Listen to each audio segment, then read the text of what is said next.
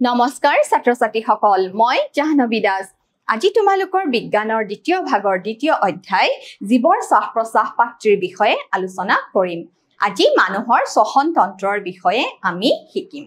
ছাত্ৰ-ছাত্ৰী সকল আহা আমি শিকিবলৈ লওঁ তোমালোকৰ মনত আছেনে সবাত শ্বসন আৰু অবাত শ্বসনৰ বিষয়ে বা বায়বীয় আৰু অবায়বীয় শ্বসনৰ বিষয়ে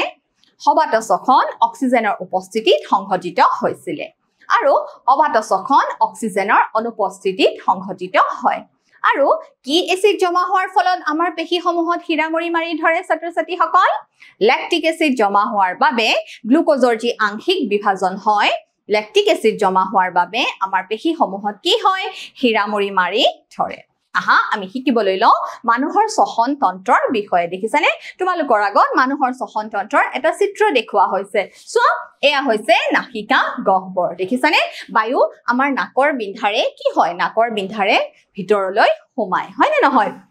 আৰু নাসিকা গহ্বৰেদি সোমাই কলে যায় মুখ গহ্বৰত আমাৰ প্ৰৱেশ কৰে দেখিছানে এয়া গ্ৰহণী আৰু এয়া হৈছে শ্বাসনলী এয়া লেৰিংছ ষ্টেৰনাম হাওফাও কামিহাৰ ব্ৰংকিয়ল আৰু কি দেখিছা মধ্যস্থদা এয়া হৈছে মানুহৰ শ্বসন তন্ত্ৰৰ চিত্ৰ এতিয়া চোৱা মানুহৰ শ্বাস-প্ৰশ্বাস তন্ত্ৰ তলত উল্লেখ কৰা অংগসমূহেৰে গঠিত দেখিছা প্ৰথম হৈছে নাকৰ বিন্ধা দেখিছা নাকৰ বিন্ধা বা নাকৰ ফুটা চোৱা নাকৰ বিন্ধা নাসিকা গহ্বৰ তাৰ পিছত গ্ৰহণী শ্বাসনলী হাওফাও আৰু কি হয় মধ্যস্থদা আৰু এই যে হাওফাও দেখিছা এই হাওফাও কিহৰ মাজত সোমাই থাকে জানানে বক্ষ গহ্বৰৰ মাজত বা বুকুৰ গহ্বৰৰ মাজত সোমাই থাকে দেখিছা মধ্যস্থদা হৈছে এখন পেশীযুক্ত পৰ্দা আহা আমি এটা এটাকৈ শিকিবলৈ লওঁ সোয়া আমি নাকৰ বিন্ধাৰে বায়ু লওঁ হয়নে নহয় আমি নাকৰ বিন্ধাৰে আমি বায়ু সেৱন কৰো তাৰ পিছত যোৱা নাহাৰন্ধই দি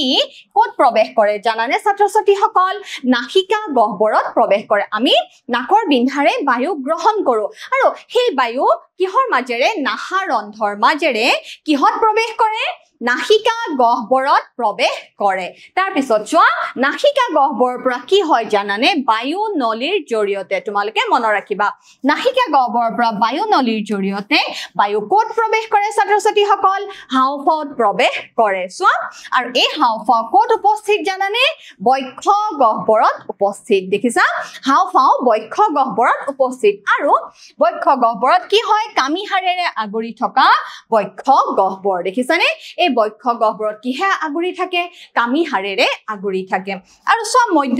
মধ্যস্থদা হৈছে এখন ডাঙৰ পেশীযুক্ত পৰ্দা দেখিছানে আৰু ই কি কৰে জানানে বক্ষ গহ্বৰৰ তলিখন গঠন কৰে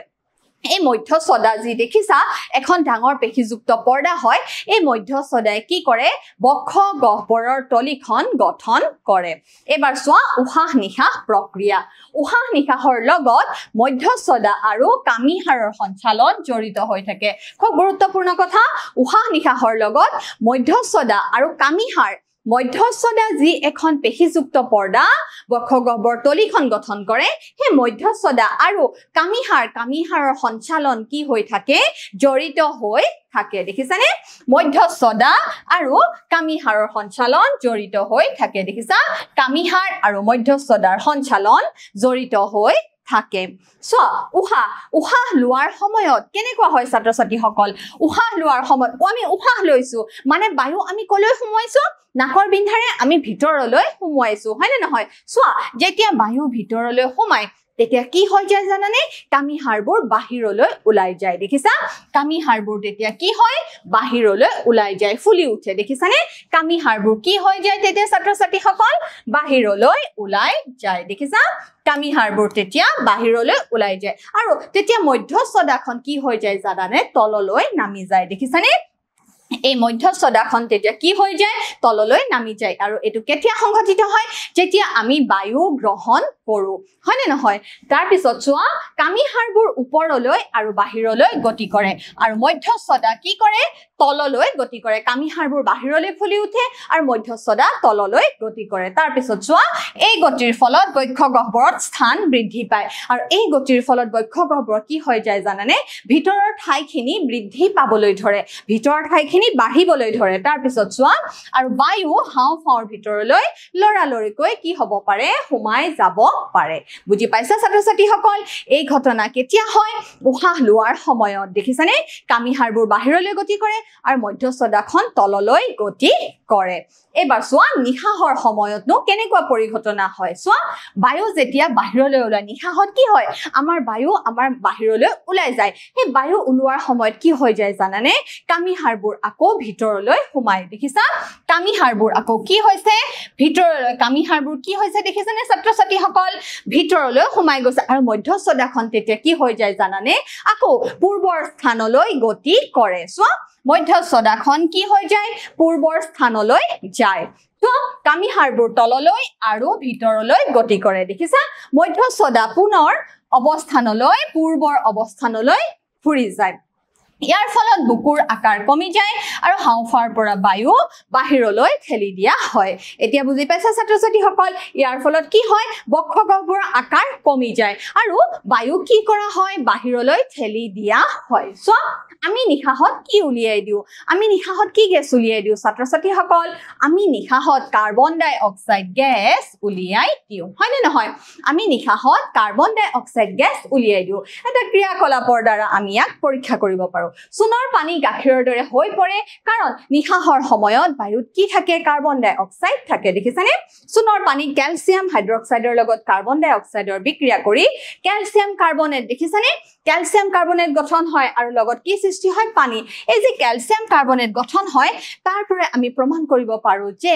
আমি নিশাহত কি গেছ এৰি দিও আমি নিশাহত কাৰ্বন ডাই অক্সাইড গেছ এৰি দিও উশাহত লোৱা আৰু নিশাহত এৰি দিয়া বায়ুত অক্সিজেন আৰু কাৰ্বন ডাই অক্সাইডৰ শতকৰা হাৰ দেখিছানে উশাহ লোৱা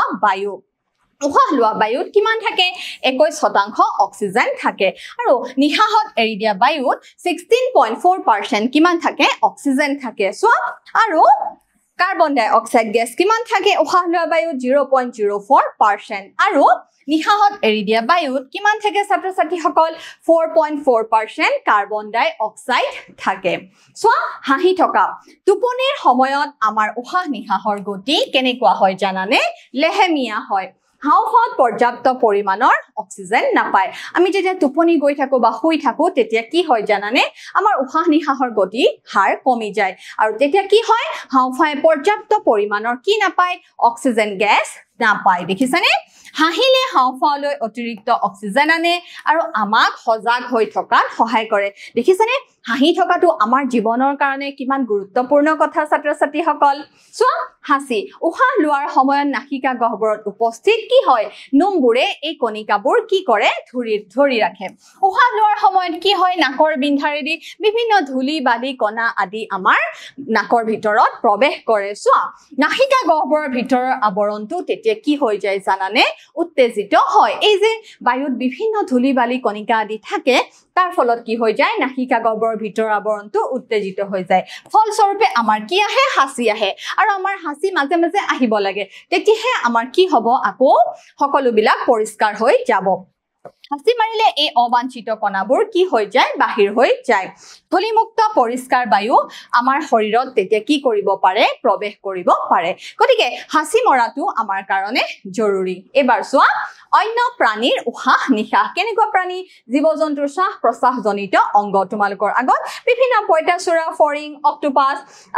বিভিন্ন কৃমি ভেকুলি আদি সমূহৰ চিত্ৰ দেখুওৱা হৈছে ইয়াৰে কিতাপত তোমালোকৰ কেইটামান প্ৰাণীৰ শ্বাস প্ৰশ্বাসৰ বিষয়ে দিয়া আছে প্ৰথম দিয়া আছে পইতাচোৰা চোৱা ইয়াৰ শৰীৰৰ কাষত সৰু সৰু ছিদ্ৰ থাকে যাক কি বুলি কোৱা হয় বায়ু ছিদ্ৰ বুলি কোৱা হয় পতংগবোৰৰ গেছ বিনিময়ৰ বাবে তাৰ মানে বায়ুৰ আদান প্ৰদানৰ বাবে বায়ু নলিকাৰে গঠিত এখন কি থাকে জালিকা আছে এই নলিকাবোৰক কি বুলি কোৱা হয় জানানে শ্বাস নলিকা বুলি কোৱা হয় গতিকে এই পতংগবিলাকৰ কি থাকে জানানে শ্বাস নলিকা থাকে যিবোৰ আন প্ৰাণীৰ মাজত নাথাকে